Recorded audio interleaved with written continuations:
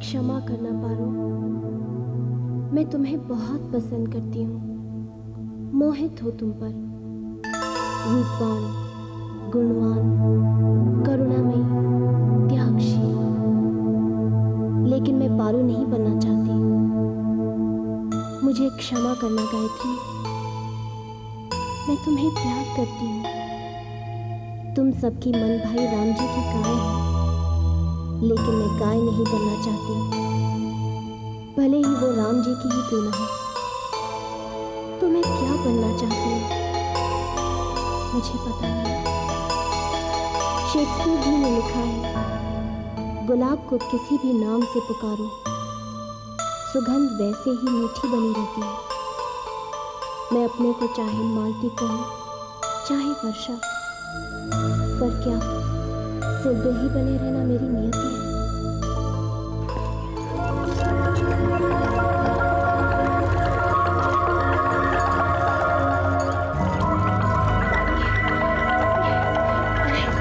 पहले बोलो, मैं नीर भरी दुख की बदली।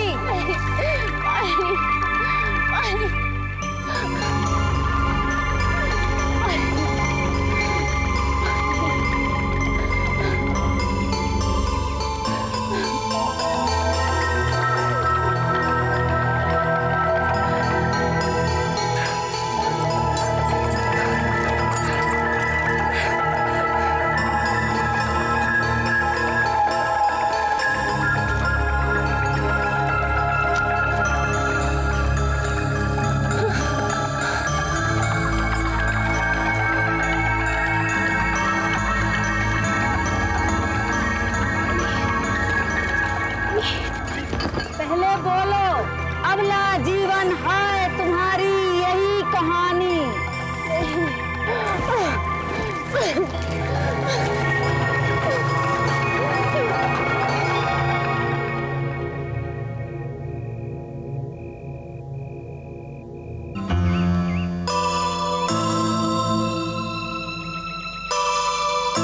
सिसिफस की कहानी जानती हो? नहीं। फिर क्या अंग्रेजी साहित्य पढ़ती हो? क्यों अपने ज्ञान का बैंड बजाती हो? अब कह दोगी, अभी तो मैं छोटी हूं। अहंकार करने दो, और जब आईने में अपना चेहरा दिखाई दे तो कहो कोई बात नहीं, अभी तो छोटी है।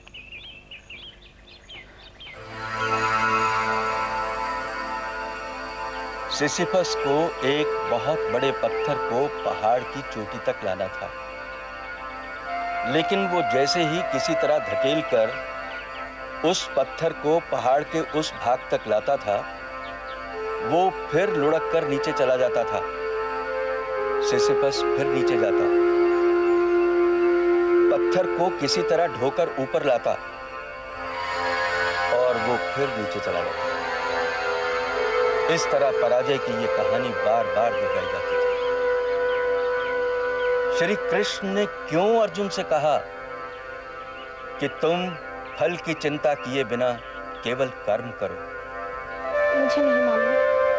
इसलिए कहा कि अगर सब तुम्हारे जैसे निकले तो ये संसार चलेगा कैसे? संकल्प, साधना, प्रयत्न, मनोबल, ये सब भावनाएं शब्दकोश के पन्ने पर ही सांस तोड़ देंगी। पर्वत पर चढ़ती हो? नहीं। एक पर्वतारोही से पूछा गया कि आप एवरेस्ट पर क्यों चढ़ना चाहते हैं?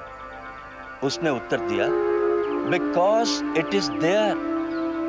वो चोटी है, इसलिए चढ़ना चाहता हूं। वो चोटी है, इसलिए चुनौती है। और मेरे जीवन की सार्थकता ही क्या है अगर मैंने चुनौती का सामना नहीं किया?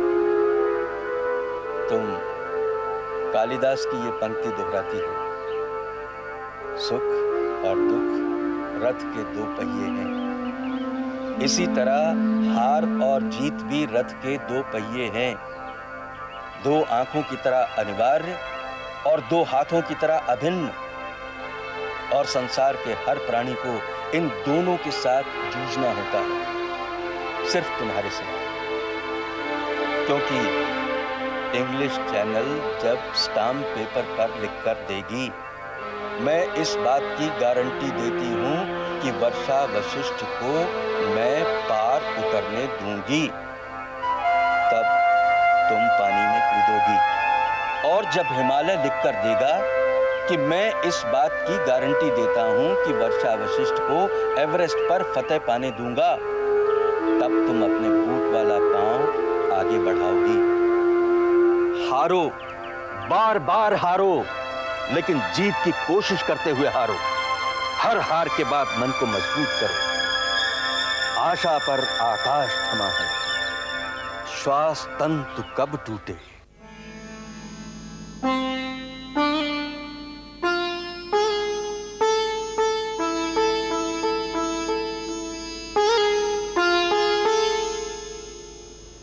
मैं एक बार कोशिश करना चाहती हूँ।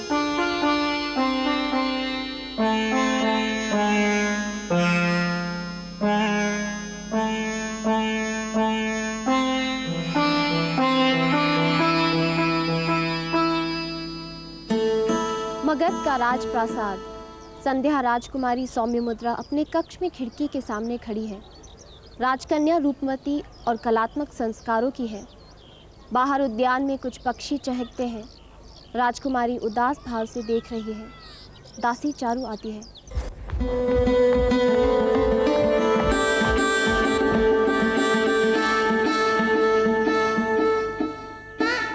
उनके साथ तरंगमाला नर्तकी भी है देवी।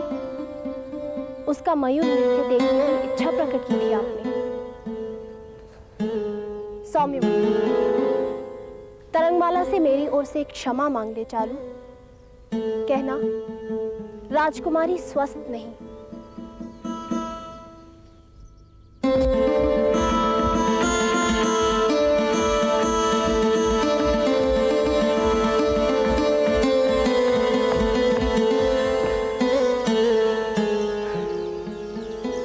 आपको हुआ क्या है देवी? सौम्य मुद्रा, पगली, जानती होती तो उपचार न करती। पूछ सकती हूँ कि आपको किस बात का कष्ट है?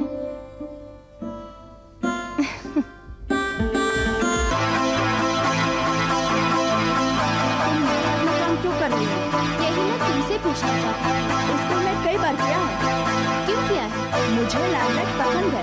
जगमगाते स्टेज पर मैं चल रही हूँ, डायलॉग बोल रही हूँ और सबकी आंखें मेरे ऊपर लगी है। बहुत अच्छा लगता है मुझे। इसके ऊपर मैंने ध्यान नहीं दिया। कमाल है। सबसे पहले मकसद पर तुमने ध्यान ही नहीं दिया।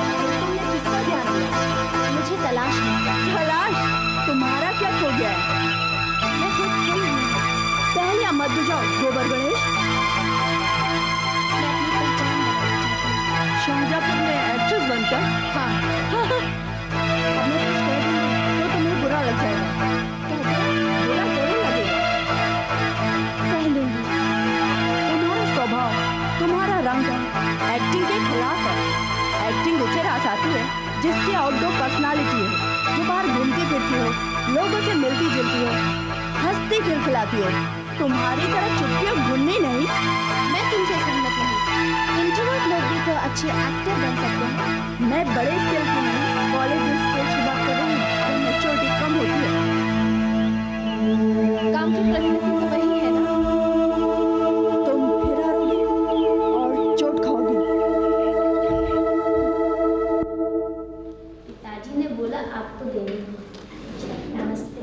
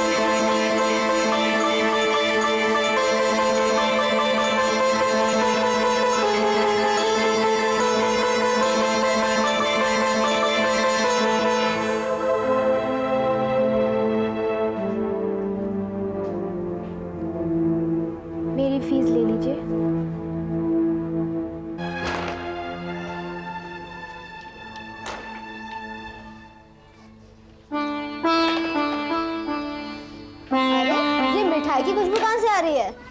ज्ञानियों ने सच ही कहा है, बिल्ली को ख्वाब में भी छिछड़े ही दिखाई देते हैं।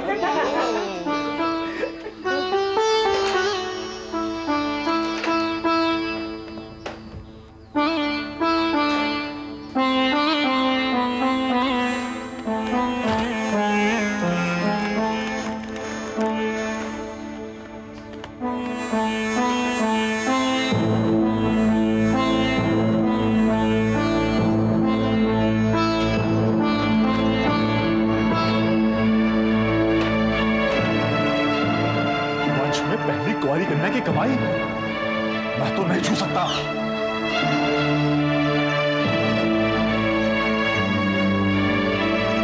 अरे वाह, देखो तो कुंवारी कन्या की कमाई का लड्डू कितना मीठा है। वाह।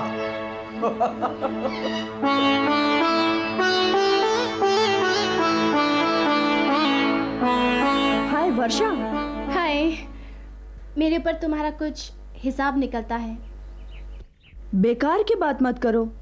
उधार अगर खटाई में पड़ जाए तो दोस्ती की कैची बन सकता है। प्लीज। राजदूत महाराज, गदा गर्जन, अरे जो कह रहे हो हमारे तो समझ में नहीं आ बेकार जानना चाहेंगे महाराज।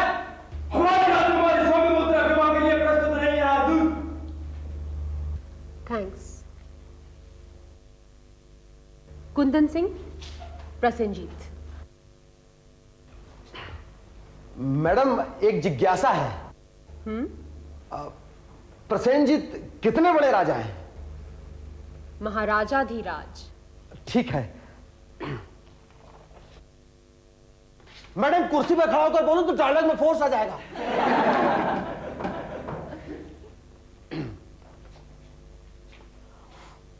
जय काली कलकत्ते वाली, तेरा वचन न जाए काली से। मैडम, ये बनवारी हंस रहा, मेरा सारा कंसंट्रेशन टूट जाता है।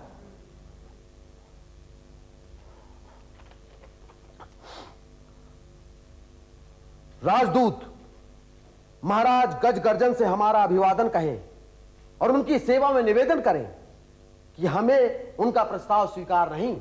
वे कारण जानना चाहेंगे महाराज। हमारी राजकुमारी विवाह के लिए प्रस्तुत नहीं राजदूत। Thank you. पेज 4। वर्षा चारू, वीणा सौम्य मुद्रा। चारू, मेरे निकट आकर बैठो। जो आज्ञा देवी। देवी नहीं, मुझे मेरे नाम से पुकारो। जो आज्ञा देवी। रूपशिले, तुम्हें मेरा नाम अच्छा नहीं लगता? आपका नाम उतना ही मोहक है जितनी कि आप। सौम्य मुद्रा हंसती है।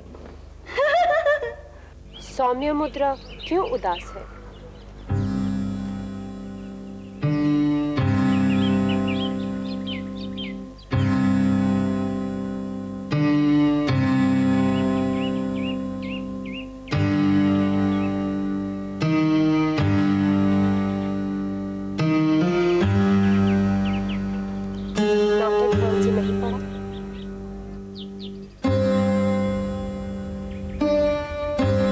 मन सूना है, इसके लिए और सार्थक शब्द क्या होगा? भावात्मक शून्य, इमोशनल डेथ। तो फिर वो युवराज कुमार विक्रम का प्रस्ताव क्यों ठुकरा देती? वे बहुत मैच्योर युवती हैं। विवाह के लिए विवाह में विश्वास नहीं करती, यानी एक मादा को एक नर मिलना ही चाहिए।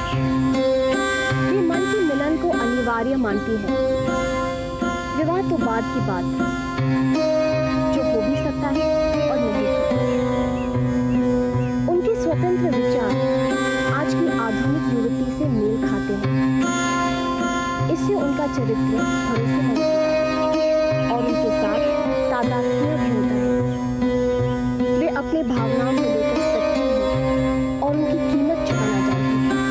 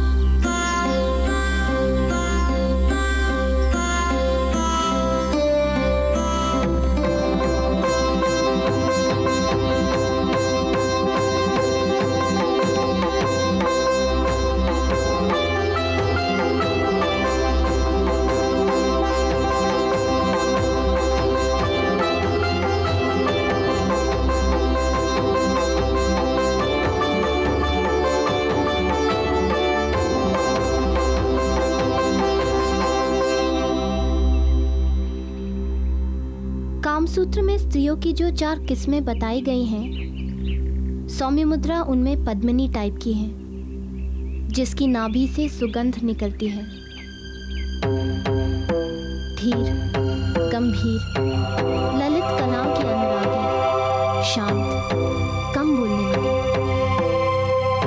उन्हें गुस्सा नहीं आता, क्षमाशील, दयावान। वो मुंह अंधेरे उठती है, फलों का रस पीती हैं, अपने पालतू पक्षियों को दाना खुद खिलाती हैं। वो राजकाज देखती हैं और हमेशा न्याय और धर्म का पक्ष लेती हैं। प्रजा का उनमें पूरा विश्वास है। वो हल्के रंग के वस्त्र पहनती हैं, ज्यादा सजावट नहीं करती। साहित्य, संस्कृति और दर्शन पर उनका अधिकार है। वो कभी कभी अपना रथ स्वयं चलाती हैं। उनका मनभावन घोड़ा है। उनके उद्यान में हिरन और खरगोश भी हैं। वो जल्दी सोती हैं, पर उनकी नींद बहुत टूटती है। तब वो उद्यान में मौलिश्री के पेड़ के नीचे बैठकर सितार बजाती हैं।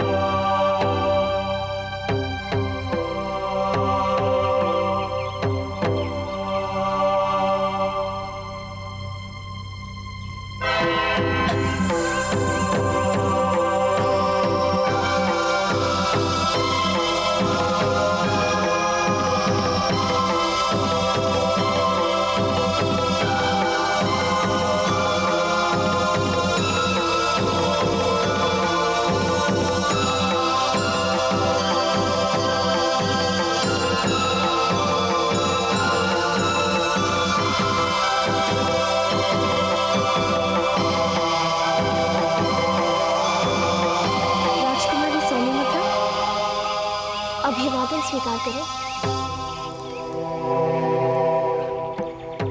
तुमने मेरा रेखा चित्र बिल्कुल सही बनाया है। हाँ, ये बात और है कि मैं वीणा बजाती थी, तब सितार नहीं होता था। भूल का सुधार कर लूंगी। नाटक की कहानी सच्ची है? हाँ, मैं अतृप्त आत्मा हूँ, इसलिए भटक रही हूँ, बोर भी हो गई हूँ। 13वीं शताब्दी में ये नाटक मंचित हुआ था। अब तुम लोगों ने बीड़ा उठाया है। मैं आपकी भूमिका के साथ न्याय कर पाऊंगी?